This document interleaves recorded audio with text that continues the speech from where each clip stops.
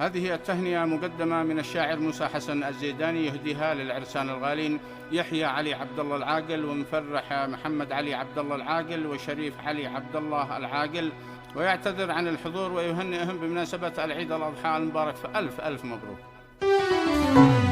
يا القنوف اللي